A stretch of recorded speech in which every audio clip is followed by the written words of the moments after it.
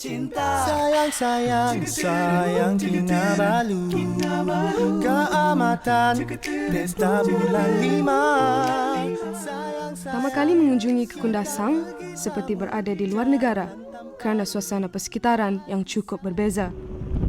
Cuaca sejuk, segar dan nyaman dengan pemandangan indah adalah keunikan dan keistimewaan yang terdapat di Pekan Kundasang, kira-kira 13 km dari daerah Ranau Sabah. Kundasang adalah sebuah pekan kecil yang paling hampir dengan Gunung Kinabalu.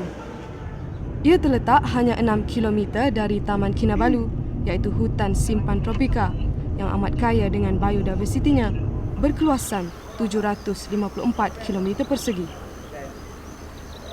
Cuaca segar serta pemandangan indah menjadi faktor utama ramai pelancong datang berkunjung ke Kundasang.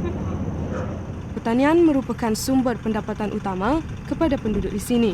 Justru tidak hairanlah Kundasang menjadi pusat membeli belah sayur-sayuran yang sangat terkenal, manakala pelancongan menjadi sumber pendapatan kedua terpenting bagi penduduknya. Menurut anak jati kelahiran Kampung Kinasaraban Kundasang, Jaibi Bandaran, 69 tahun, sektor pelancongan mula berkembang di Kundasang sejak tahun 60-an lagi.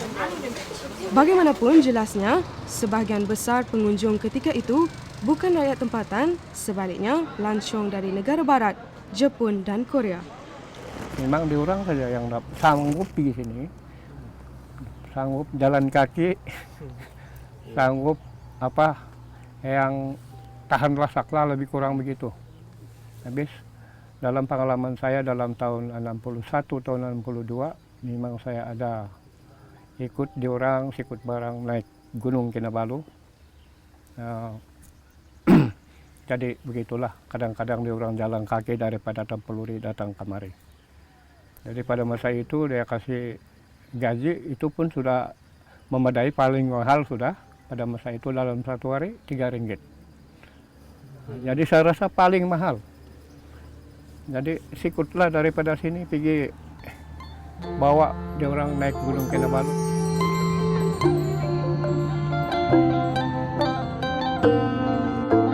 Majoriti penduduk Kundasang adalah kaum dusun selain Bajau, Sungai, Melayu dan Cina. Walaupun hanya sebuah pekan kecil, Kundasang menyediakan kemudahan prasarana pelancongan yang lengkap seperti hotel, motel, chalet dan homestay. Ia disediakan sebagai kediaman sementara bagi pelancong yang ingin bermalam dan melihat sendiri kehidupan masyarakat di kawasan ini, di samping bertujuan memperkenalkan budaya kaum pribuminya yang menjadi salah satu sumber ekonomi bagi penduduk Kundasang.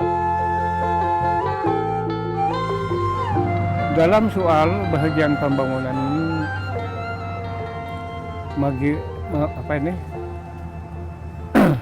memang sekarang jalan pun sudah baik daripada yang dulu, dan perhubungan pun dari Kota Kinabalu, dari Sendakan, dari Tawau dan juga keseluruhan dari Semenanjung adalah yang baiklah. Jadi soal pembangunan ini memang datang daripada perkuncian pendapat-pendapat daripada luar dan juga pendapat-pendapat daripada penduduk tempat ini. Dan kemudian pula sekarang anak-anak tempatan di sini banyak sudah yang berpendidikan atau sama sekali pendidikan. Kalau sekiranya pendidikan belum ada, mungkin tiada perubahan. Tapi itulah yang membanggakan, tujuan utama dalam segi pendidikan yang memberikan perubahan-perubahan dalam segi pembangunan dan juga penghidupan penduduk-penduduk terutama sekali di kawasan ini. Kundasang, Kinasaraban, Penutuhan dan sekitarnya.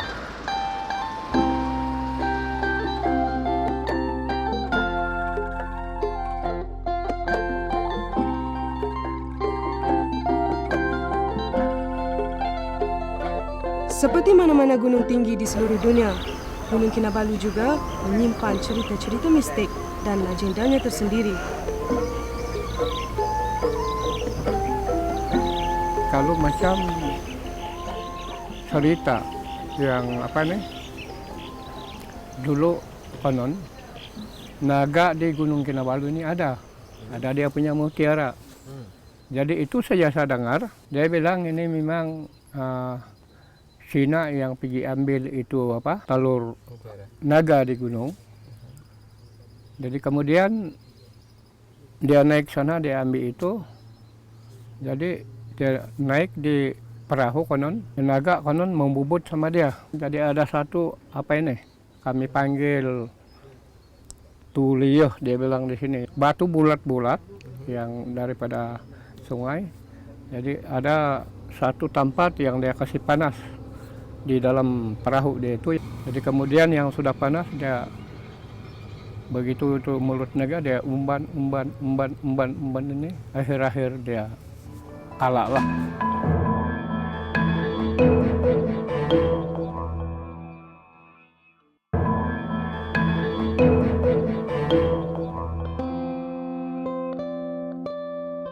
Kaum Kadazan Dusun yang menetap di sekitar Pekan Kundasang dan Ranau disifatkan sebagai penjaga dan pelindung Gunung Kinabalu untuk sekian lama.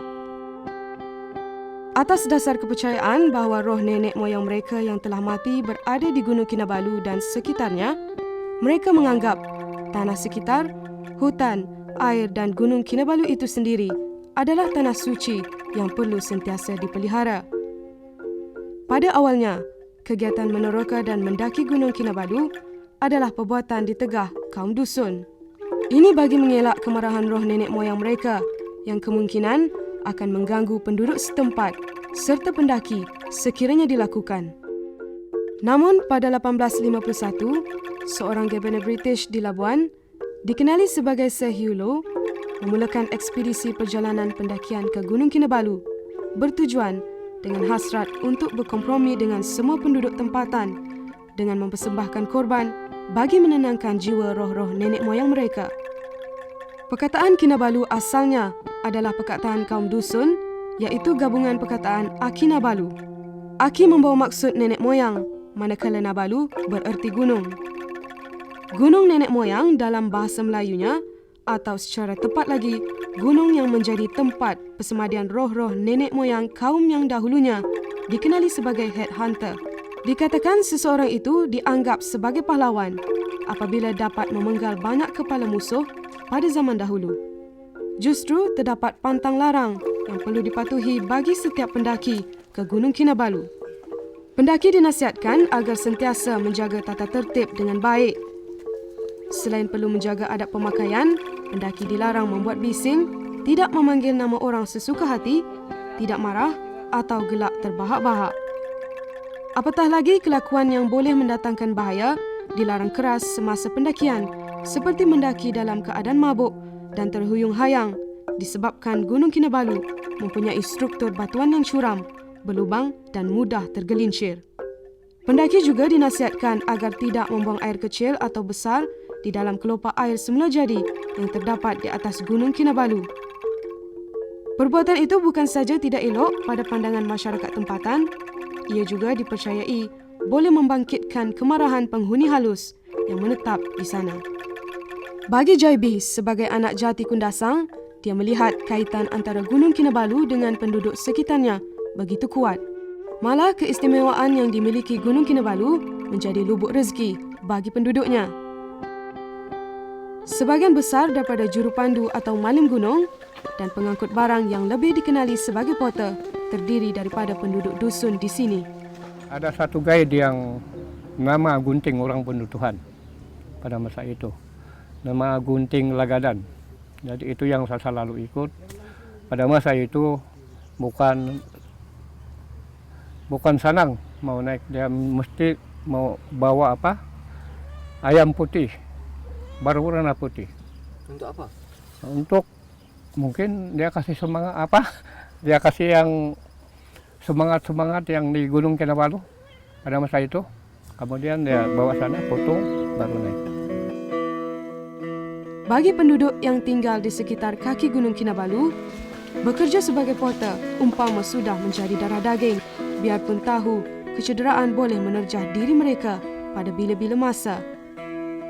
Sememangnya tugas mereka berhadapan dengan pelbagai cabaran.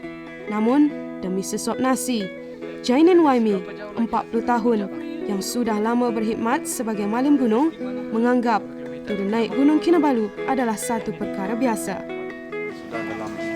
7 tahun?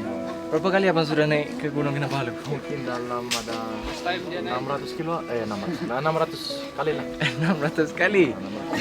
Okey. Bekerja sebagai malim gunung, kebiasaannya mereka diupah sebanyak RM180 bagi setiap pendakian dan akan bertugas 3 hingga 4 kali seminggu bergantung kepada permintaan pendaki. Mereka yang bekerja sebagai porter pula hanya diupah sebanyak RM9 bagi setiap kilogram barangan yang dibawa. Namun, mereka seakan sudah lali dengan kepenatan yang terpaksa dilalui setiap hari kerana bagi orang gunung seperti mereka, pekerjaan sebegitu sudah sebati.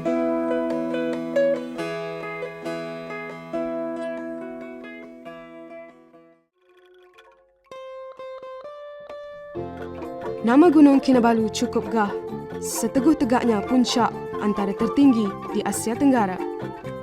Simbolik kepada ketinggian Gunung Kinabalu yang menyapu awan, Sabah mendapat julukan negeri di bawah bayu. Gunung Kinabalu yang menjadi mercu tanda Sabah terletak di Taman Kinabalu diwartakan sebagai Taman Negara pada 1964. Pewartaan Taman Kinabalu dibuat berdasarkan ekspedisi saintifik Persatuan Diraja Kinabalu pada 1962 hingga 1964 diketuai oleh Profesor Connor. Di kalangan pendaki gunung di seluruh dunia, Gunung Kinabalu begitu tersohor namanya. Malah menikmati keindahan panorama dari atas puncak antara nikmat bagi setiap pendaki yang berjaya sampai ke puncak Gunung Kinabalu. Tidak hairanlah 70% pendaki yang cuba menawan puncak Kinabalu adalah pendaki luar negara. Worldview Broadcasting Channel turut tidak mahu ketinggalan mencatat nama menjadi sebahagian daripada pendaki ke puncak gunung itu. Justru 3 petugas WBC diamanahkan untuk memikul misi berkenaan bagi menjadikan Gunung Kinabalu antara cabaran yang dipertaruhkan dalam agenda menerokai dunia. Ikuti catatan pendakian ini.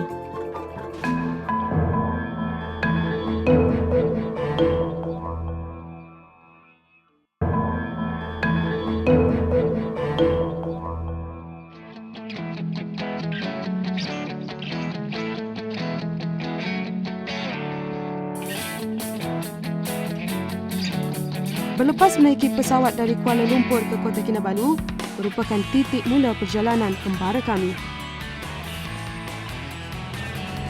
Setelah menjejakkan kaki ke Kota Kinabalu, perjalanan diteruskan ke Pekan Kundasang yang mengambil masa selama 2 jam menaiki kereta. Meskipun Kundasang hanya pekan kecil, keadaan cuacanya yang sejuk dan berkabus menjadikannya antara tempat tumpuan pelancong. Bagaikan lukisan hidup dan hamparan hijau, tatkala melihat bentuk muka buminya yang berbukit bukau berlatar belakangkan Gunung Kinabalu, menjadikannya antara lokasi kegemaran bagi si perakam lensa dan pencinta alam. Gunung Kinabalu yang menjadi kemegahan bagi penduduk bumi bertuah ini diisytihar sebagai tapak warisan dunia oleh UNESCO pada tahun 2000. Keindahan alam semula jari Gunung Kinabalu yang kaya dengan flora dan fauna serta cabaran laluan ke puncaknya menjadi pilihan buat pendaki tegar. Dalam perjalanan ke Pekan Kundasang, kami melewati Pekan Nabalu yang terkenal dengan deretan gerai kayu yang menjual kraft tangan dan cenderamata hasil buatan penduduk setempat. Singgah sebentar di lokasi persinggahan ini memberi kesempatan kepada kami untuk berehat seketika dan membeli beberapa kelengkapan pendakian.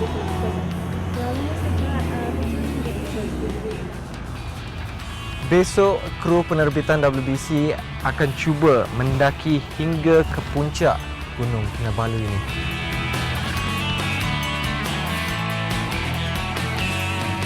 Sepanjang perjalanan, menyaksikan suasana perkampungan di kaki gunung cukup mendamaikan. Sejurus tiba di Kundasang, kami menginap semalaman di homestay Kinabalu Rose Cabin.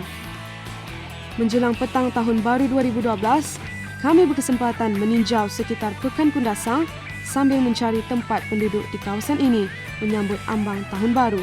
Namun, tiada sebarang sambutan dilakukan. Sebaliknya, mereka menyambut kedatangan tahun baru dengan berkumpul bersama rakan-rakan atau keluarga. Selepas makan malam di salah sebuah restoran yang terkenal dengan keenakan resepi supnya di daerah Ranau, kami pulang ke homestay untuk berehat dan menyiapkan kelengkapan untuk pendakian.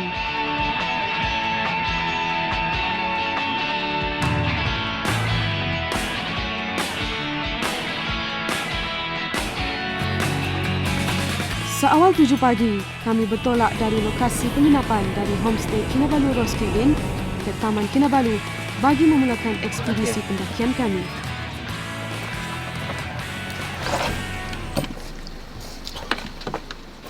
Waktu sekarang menunjukkan 7.50 pagi dan sebelum memulakan pendakian, kami perlu mendaftar di Taman Kinabalu di sini dan akan memulakan pendakian di Timpohon. Bagi saya, pengalaman pertama mendaki cukup membimbangkan kerana pendakian ini menuntut ketahanan fizikal dan mental yang tinggi. Tambahan pula, persiapan kecergasan hanya dilakukan ala kadar. Namun berbekalkan semangat, cabaran ini kami sahut demi melaksanakan misi WBC. Selepas membuat pendaftaran dan sarapan bersama, kami bergerak ke pintu Timpohon. Pendakian sehingga ke puncak Gunung Kinabalu bukanlah semudah yang disangka dan ia memerlukan bantuan malim gunung yang berpengalaman tahu akan selok-belok gunung itu. Biarpun laluan pendakian Gunung Kinabalu tidak begitu mencabar berbanding gunung lain yang sesetengahnya perlu masa berhari-hari untuk sampai ke puncak, namun ia mampu menarik kunjungan lebih 250,000 pengunjung pada 2009, termasuk hampir 50,000 orang cuba untuk mendakinya.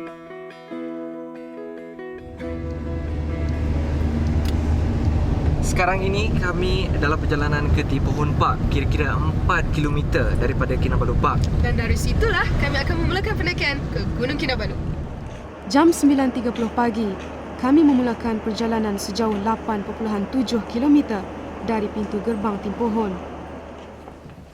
Kami sekarang berada di Timpohon, iaitu tempat pertama sebelum pendakian bermula. Terdapat dua laluan untuk sampai ke puncak Kinabalu, sama ada bermula dari pintu Timpohon atau Mesilau.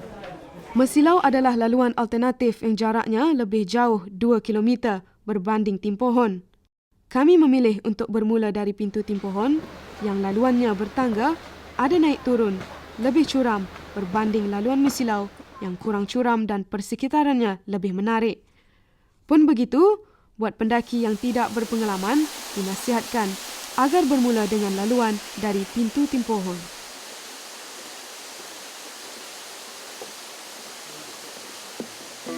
Sepanjang laluan pendakian ke Laban Rata, terdapat 7 hentian rehat disediakan bagi pendaki untuk berehat.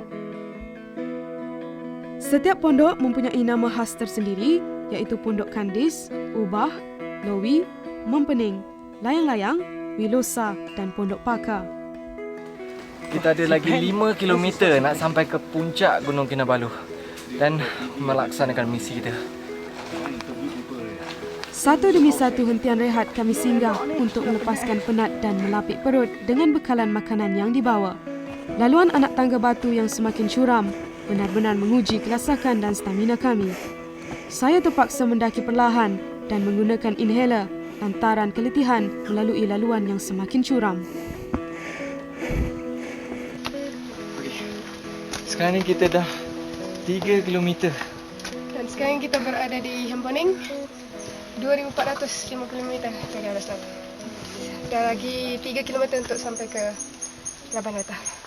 Laluan semakin sukar, namun pendakian terpaksa diteruskan. Saya hampir putus asa untuk terus berada dalam ekspedisi ini. Namun, apabila melihat ketahanan tumbuhan yang mampu terus hidup dalam suhu dingin di atas gunung ini, menyuntik sedikit semangat pada saya untuk meneruskan pendakian. Walaupun sebelum ini kumpulan kami ketinggalan di belakang berbanding beberapa kumpulan pendaki lain, kami mampu sampai ke perhentian kelima dan memintas beberapa pendaki lain. Okay, sekarang ni kami berada di perhentian layang-layang pada pukul 2.45 dah di kilometer 4. Dan Perjalanan mungkin mengambil masa lagi 1 jam untuk kita sampai ke Laban Rata. Dan kini kita berada di ketinggian 2,745 meter dari aras laut. Jom.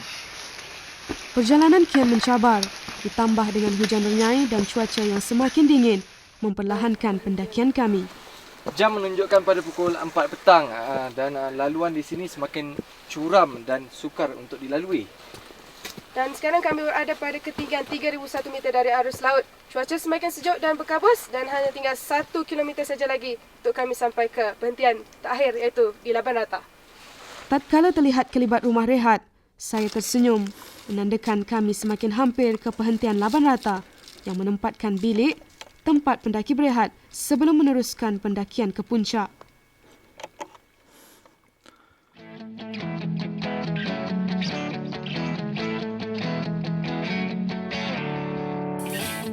Seawal 2.30 pagi keesokannya, kami meneruskan pendakian ke puncak selepas bersarapan di restoran Laban Rata. Lengkap berpakaian sejuk dan lampu suluh di kepala, kami mula mendaki anak tangga kayu yang menjadi jalan penghubung sebelum memanjat batuan curam menuju ke puncak. Mendaki dalam suasana gelap dan terpaksa melawan suhu dingin, ditambah dengan oksigen yang kian menipis, membuatkan pergerakan agak lemah dan perlahan.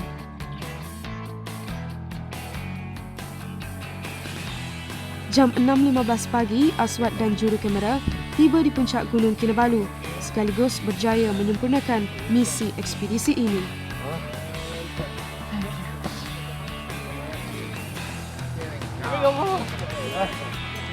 Berjaya. Ya, berjaya. WBC akhirnya berjaya meletakkan WBC ke puncak Gunung Kinabalu. I'm on the top of the world.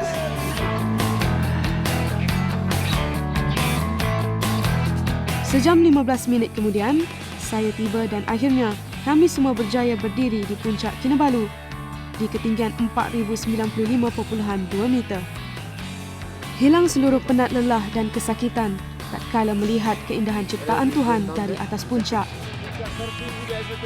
Riak kepuasan dan terharu terpancar pada wajah masing-masing. Kejayaan membawa nama dan memacak banting WBC di atas puncak tertinggi Asia Tenggara ini menjadi pendakian simbolik dan bersejarah bagi WBC. Harapannya agar WBC dapat membawa nama merentas dunia ke tahap tinggi.